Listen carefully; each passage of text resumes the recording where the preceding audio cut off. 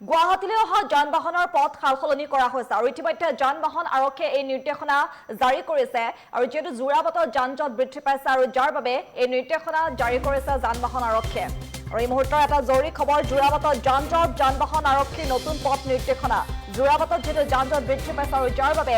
যান-বাহন আৰক্ষীয়ে নতুন পথ নিৰ্দেশনা জাৰি কৰিছে উজনিৰ পৰা গুৱাহাটীলৈ অহা যান-বাহনৰ পথ সালসলনি কৰা হৈছে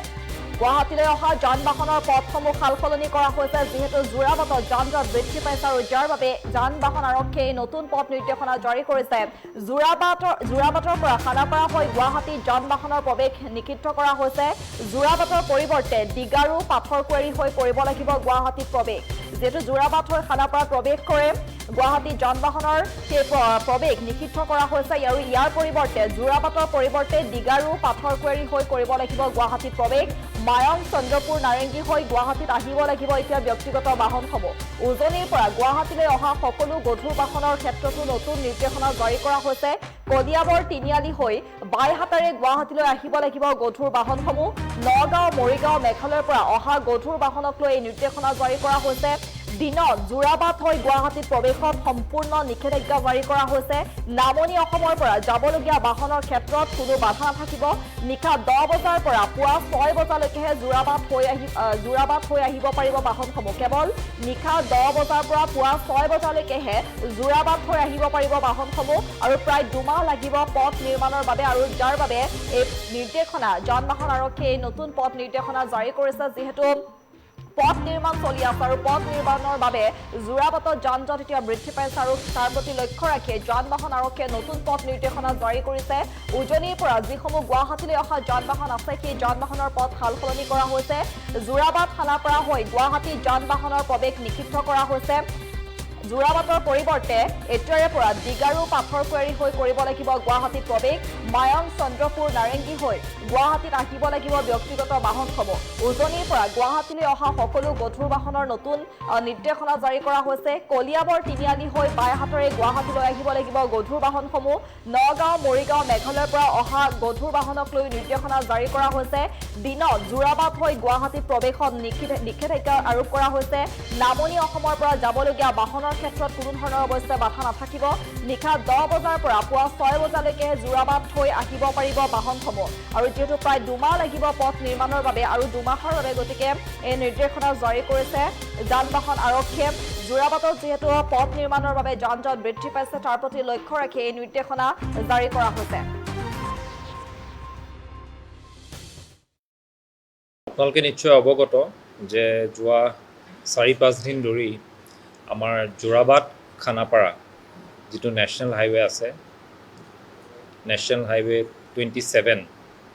যোৰাবাটৰ পৰা যেতিয়া আপুনি খানাপাৰা অভিমুখে আহি থাকে মাৰৱেট পেট্ৰল পাম্প বুলি এটা পেট্ৰল পাম্প আছে ইণ্ডিয়ান অইলৰ সেইখিনিৰ সন্মুখৰ যিটো ভাগ আছে 80 মিটাৰ এটা ষ্ট্ৰেচ সেই ষ্ট্ৰেচটো নেশ্যনেল হাইৱে অথৰিটি অফ ইণ্ডিয়াই ৰিপেয়াৰিঙৰ কাম কৰি আছে সেইখিনি ৰাস্তা খুব শোচনীয় হৈ গৈছে বেয়া হৈ গৈছে আৰু বাৰিষা আহি আছে যিহেতু ৰিপেয়াৰিঙৰো দৰকাৰ হৈ গৈছে সেইকাৰণে NHAই সেই পদক্ষেপটো লৈছে আৰু ৰিপেয়াৰিঙৰ কাম আৰম্ভ কৰিছে ৰিপেয়াৰিঙৰ কামটো তেওঁলোকে ফাৰ্ষ্ট 80 মিটাৰৰ যিটো ষ্ট্ৰেচ আছে সেইটোত ষ্টাৰ্ট কৰিছে এইটো ফাৰ্ষ্ট ফেজ এই 80 মিটাৰৰ যিটো ষ্ট্ৰেচ আছে এই ষ্ট্ৰেচটোত যেতিয়া তেওঁলোকে কামটো হাতত লৈছে আমি যোৰাবাটৰ পৰা খানাপাৰা অভিমুখে যেতিয়া আহি থাকোঁ যিটো আমাৰ ৰাস্তা থাকে যিটো বহল থাকে ৰাস্তাটোৰ সেইটো 8.75 মিটাৰ বহল আৰু তাৰে অলমষ্ট 50% ৰাস্তাটো ৰিপেয়াৰিঙৰ বাবে লৈ লোৱা হৈছে যিটো কাৰণে আমাৰ হাতত এতিয়া আধা ৰাস্তাহে আছে যিফালেদি আমাৰ ছিংগল এখনহে গাড়ী পাৰ হৈ থাকে এই মুহূৰ্তত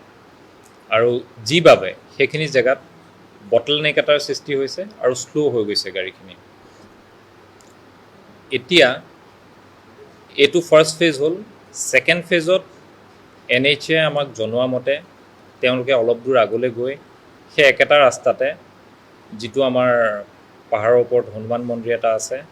তাৰ সন্মুখে এটা পেট্ৰল পাম্প আছে সেইখিনিতো সেই একেখিনি কাম আৰম্ভ কৰিব 30 মিটাৰ তাত লেংথ আছে আৰু ঠিক তেনেকৈ থাৰ্ড ফেজত তেখেতসকলে CRPFৰ যিখন ছেকেণ্ড গেট আমি খানাপাৰাৰ ফালৰ পৰা গ'লে ছেকেণ্ড গেটখনৰ ওচৰা ওচৰিত যিখিনি ৰাস্তা বেয়া হৈ আছে সেইখিনি ৰাস্তাটো সেই একেধৰণৰ কাম তেখেতসকলে হাতত ল'ব। এতিয়া আমাৰ এই যিখিনি যান জঁটৰ সমস্যা হৈছে, আমি দেখিছোঁ যে 80 মিটাৰৰ যিটো ষ্ট্ৰেচ, সেই ষ্ট্ৰেচত আহি পেলাই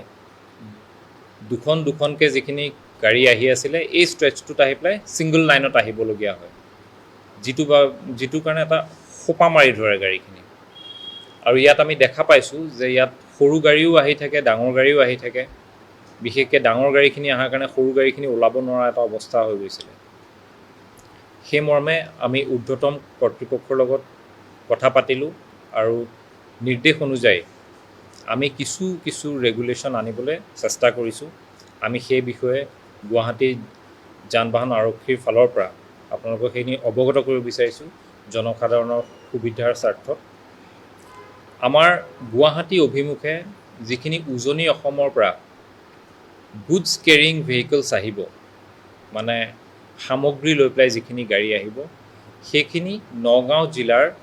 কলিয়াবৰৰ পৰা ডাইভাৰ্ট কৰি দিয়া হ'ব। কলিয়াবৰৰ পৰা ডাইভাৰ্ট কৰি সেইখিনি গাড়ী শোণিতপুৰ জিলা, দৰং জিলা, বাইহাটা চাৰিআলি হৈ পেলাই যাবগৈ পাৰিব, ওলাই যাব পাৰিব। যিখিনি গাড়ী মেঘালয়ৰ ছাইডৰ পৰা আহিব বা যিখিনি গাড়ী নগাঁৱৰ পৰা বা মৰিগাঁৱৰ ছাইডৰ পৰা গুৱাহাটীৰ অভিমুখে আহিব,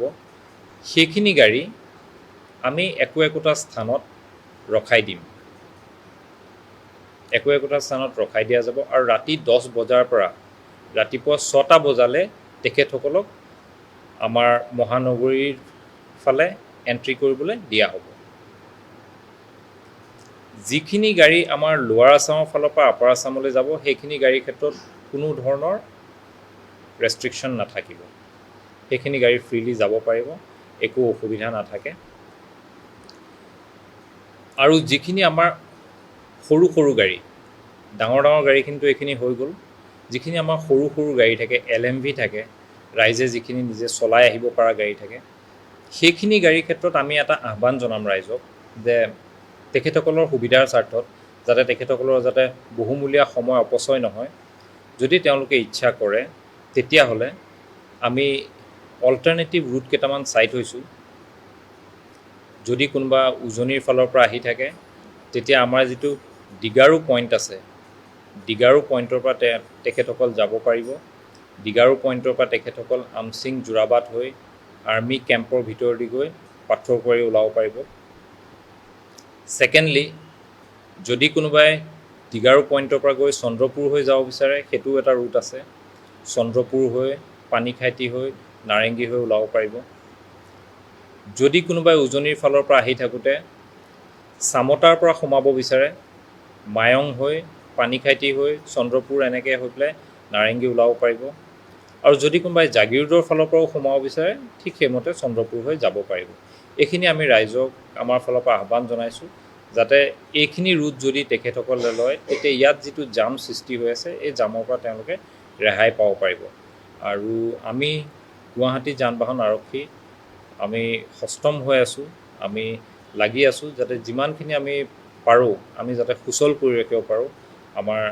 যাতায়াত ব্যৱস্থাটো, যান বাহনখিনি যাতে আমি ফ্ৰী মুভমেণ্ট এটা দিব পাৰোঁ, আমি সেইটোৰ বাবে চেষ্টা অব্যাহত। যিকোনো খবৰৰ বাবে যোগাযোগ কৰক 7099017330 লগতে 7099017110।